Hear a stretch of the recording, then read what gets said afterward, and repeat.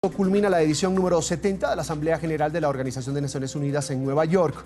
Una reunión histórica que contó con la presencia del Papa Francisco, el presidente de Cuba, Raúl Castro, quien pisó suelo estadounidense luego de 55 años.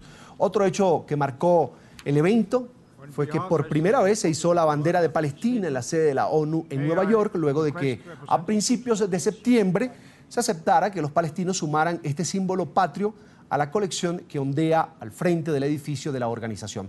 Algunos de los temas tratados fueron la guerra civil en Siria, el cambio climático y la paz. El lunes, los presidentes Barack Obama y Vladimir Putin se encontraron cara a cara y trataron temas espinosos como la intervención en Ucrania y las maniobras en Siria, un país asolado por la guerra. En nuestros estudios en Nueva York saludamos a Antonio Martínez, analista internacional, especialista en relaciones diplomáticas y temas de América Latina y Estados Unidos. Una buena tarde, bienvenido, gracias por estar con nosotros. Muy buenas tardes, Carlos. Esta asamblea número 70 de la Organización de Naciones Unidas, se abordaron temas, pero no, sin embargo no hay una solución a conflictos como el de Siria, que es una guerra que ha generado otros problemas, por ejemplo, la migración, gente que quiere escapar de esa violencia, de las bombas, de los bombardeos, de las balas, de un sector y de otro sector, de un bando y de otro bando. ¿Qué decir de esta jornada de reuniones que al final para muchos no deja nada? Bueno, es importante que todos los países se reúnen, y los líderes, los jefes de estados, para poder intercambiar y dialogar. Es importante tener este tipo de comunicaciones. Además, a veces no se puede esperar resultados inmediatos, pero ya el hecho de que los líderes de todos los países del mundo se han intercambiado en algunos temas, ya se van a mover acciones para solucionar estos problemas. No es fácil. Es un trabajo que se tiene que hacer día a día, no solamente en una asamblea general, pero todos tenemos que trabajar para la paz, la comprensión y el desarrollo con sentido común, lógica y consideración. Señor Martínez, esta semana se celebró una ceremonia especial, ahí precisamente que fue encabezada por el presidente de la Autoridad Palestina, Mahmoud Abbas, en uno de los jardines del complejo de la ONU, precisamente para celebrar pues, esa izada de la bandera por primera vez de Palestina en la organización. El símbolo fue besado por Abbas y a la 1:16 hora de Nueva York pues, subió.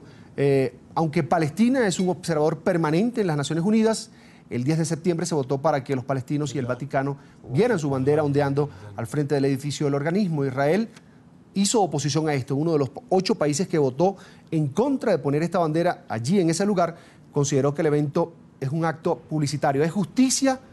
¿Es un acto publicitario? ¿Cómo lo ve usted? Bueno, en un proceso de paz hay que siempre ir hacia el camino del respeto y reconocer que hay un pueblo que existe. Reconociendo su bandera es un gesto hacia más a la paz. Claro, hay un conflicto que los dos países que tienen que solucionar de alguna manera porque hay que solucionarlo y hay que solucionarlo de una manera pacífica. Entonces, esto fue un gesto hacia ese camino. Yo quiero que escuchemos, señor Martínez, lo que dijo precisamente el presidente de la Autoridad Nacional Palestina en medio de este acto. En este momento histórico, en la lucha del pueblo palestino hacia la libertad y la independencia, yo le digo a mi pueblo en todas partes, en donde quiera que estén viviendo, icen la bandera de Palestina muy alto, porque es el símbolo de nuestra identidad palestina. Y le pregunto, señor Martínez, ¿la ONU está haciendo lo necesario para que este conflicto allí entre Israel y Palestina de una vez acabe o falta algo más por hacer? Bueno, todavía falta más que hacer y hay que haber de los dos lados una decisión de solucionar este conflicto de una manera sin violencia, acabar con guerra, buscar a llegar a la razón y a la lógica y ya solucionar esto para que se acabe el desafortunada diáspora de gente que han sido víctimas de guerra, mujeres, niños, muchos inocentes. Los dos países se tienen que decidir que no van a utilizar guerra ni violencia para lograr a la paz. Bien, estamos conversando con Antonio Martínez, analista internacional, especialista en relaciones diplomáticas y temas de América Latina y Estados Unidos, sobre lo que fue esta asamblea número 70 de Naciones Unidas. El presidente de Ecuador arremetió de nuevo contra la prensa en esta organización, precisamente en la ONU. Rafael Correa se volcó no solo contra los medios ecuatorianos, que es algo ya común, sino contra toda la prensa latinoamericana. A juicio de este mandatario, señor Martínez, el presidente, o el periodismo en este caso en la región, es el peor del mundo y quienes lo ejercen, según él, se han convertido en actores políticos. Vamos a escucharlo. Hay periodistas que hacen política sin ninguna responsabilidad y eso es tremendamente malo para la democracia. O son periodistas o son políticos. Defínanse, pero no se escondan en el periodismo siendo políticos. Eso es lo que tenemos.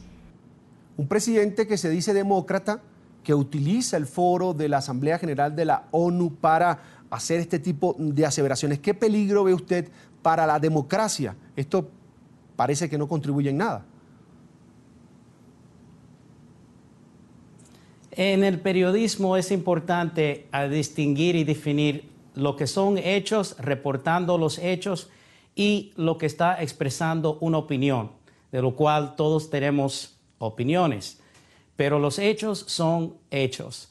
Y un periodista tiene la responsabilidad de definir cuando está reportando hechos y cuando está dando sus opiniones. Claro, la política corre tanto por el periodismo, que es una realidad.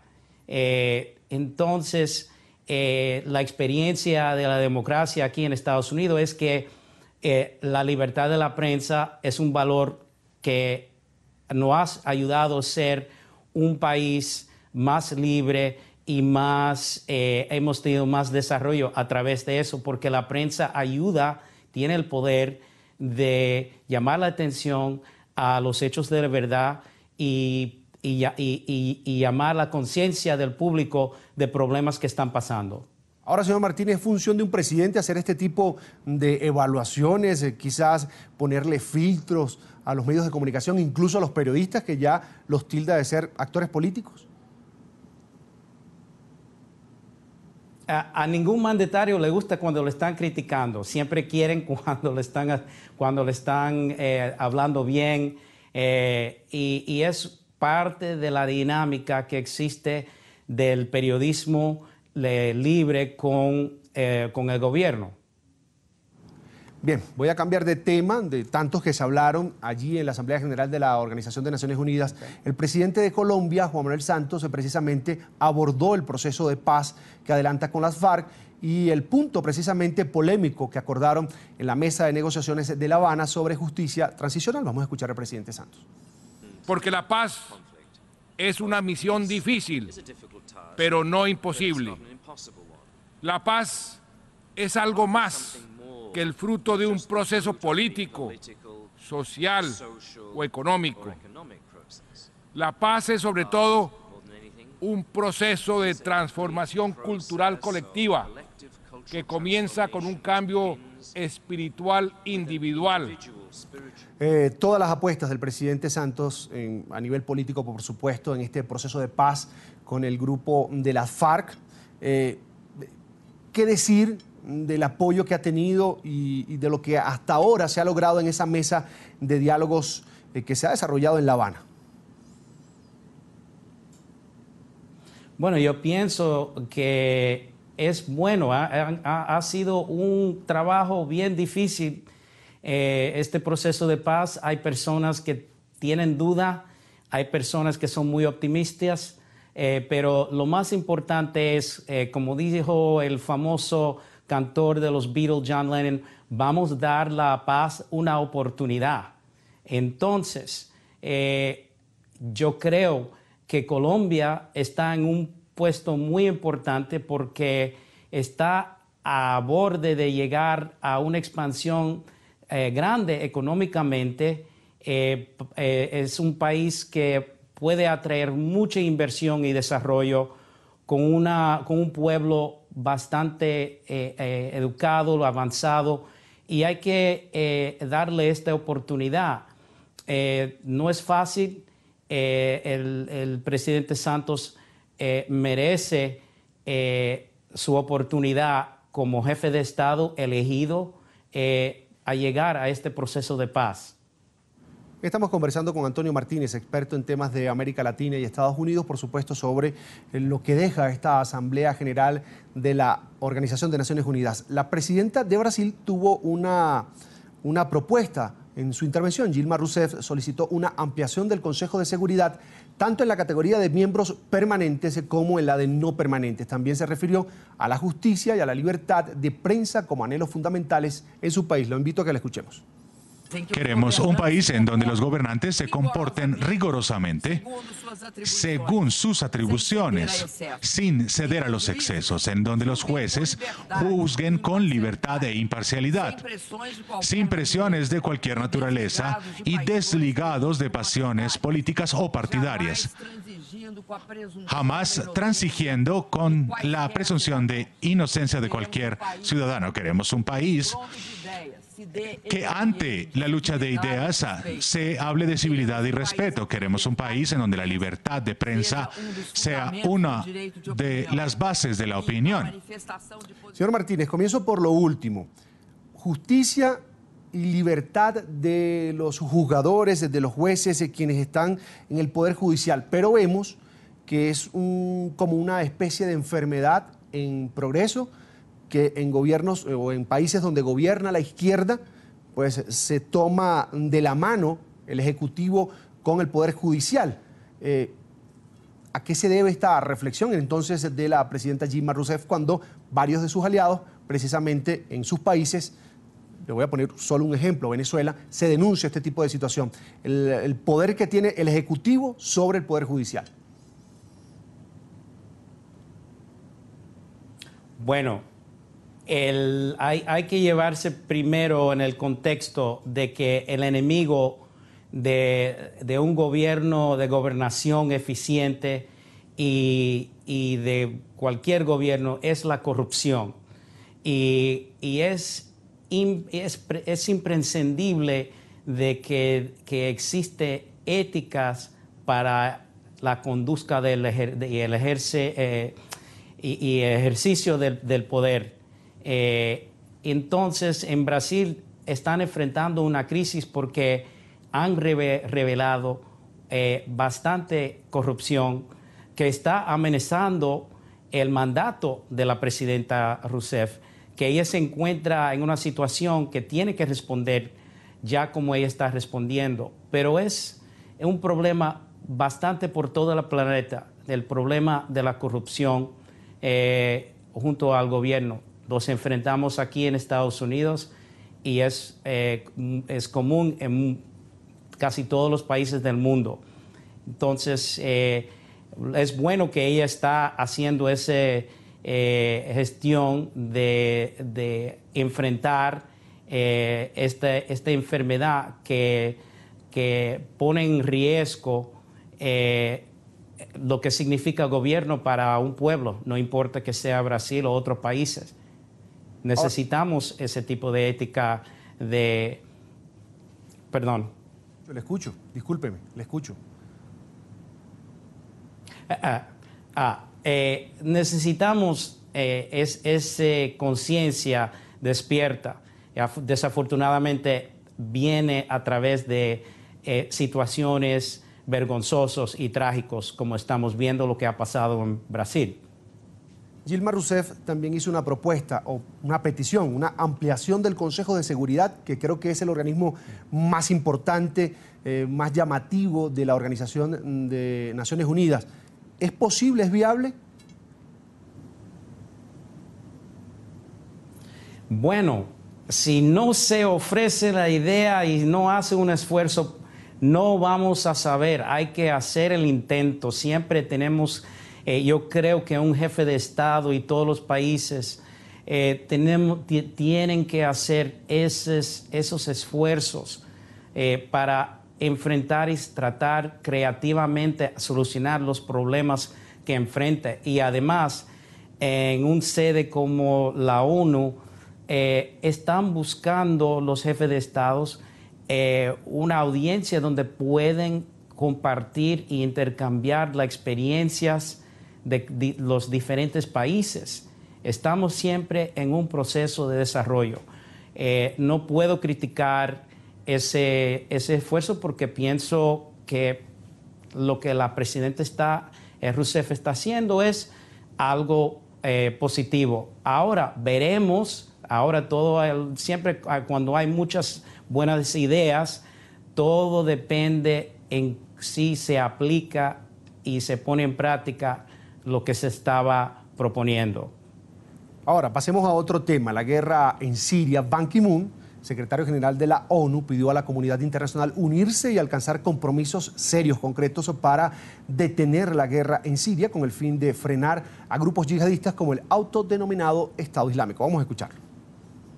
5 países en particular tienen la clave: la Federación Rusa, los Estados Unidos, Arabia Saudí, Irán y Turquía. Pero mientras un Estado no se comprometa con el otro, será un tiempo perdido para esperar cambios en el terreno. Sirios inocentes han pagado el precio de la guerra, de las bombas, del terrorismo. No debe haber impunidad para crímenes atroces. Nuestro compromiso por la justicia debe llevar a reformas en la Corte Penal Internacional. Bien, yo quería preguntarle y que me analizara, por favor, esta situación, porque por un lado en Siria está el gobierno de Bashar al-Assad, que es el presidente, que Organización de Naciones Unidas, ONU, ya dijo que utilizó armas químicas contra los civiles que ahora son rebeldes, tienen un ejército, piden la dimisión de Bashar al-Assad. Por otro lado ingresa ISIS, que es un grupo terrorista perseguido por una coalición internacional, y ahora entra Rusia a apoyar, pero a Bashar al-Assad, en este caso, al gobierno constituido, en su guerra también contra ISIS, pero está la coalición internacional contra ISIS. Es todo como un enredo y pareciera que no va a tener salida esta guerra que afecta, bueno, ya a un número indeterminado de sirios que han abandonado este país para buscar, algunos han muerto incluso en el mar Mediterráneo. Bueno, el caso de Siria es tan complejo, muy complicado. No hay una solución clara. Cualquier solución tiene consecuencias adversas que creo que los países están evaluando. Desafortunadamente, tenemos esa crisis de ser humanos, refugiados, que todos los países del mundo deben estar ofreciendo su ayuda para esa gente y utilizar nuestra influencia colectiva mundial para frenar la violencia e enfrentar lo que ha pasado ahí, porque el Estado Islámico es una amenaza a la paz mundial y como usted dijo, el presidente Assad de Siria ha cometido, su gobierno, atrocidades de lo cual deben ser sometidos ante una corte internacional de justicia, como usted ha dicho. Pero hay una guerra activa ahí y ahora Rusia se ha puesto en medio de esta situación y hay que analizar qué se va a hacer, qué va a hacer Estados Unidos, pero por lo menos se utiliza las Naciones Unidas como una sede para tener conversaciones, diálogo y intercambios estratégicos importantes para ver cómo van a solucionar esa crisis que todavía no se ha definido claro la solución. Quiero agradecer a Antonio Martínez, analista internacional, especialista en relaciones diplomáticas y temas de América Latina y Estados Unidos, por estar estos minutos aquí en la tarde fin de semana de NTN 24. Muchísimas gracias. Un placer.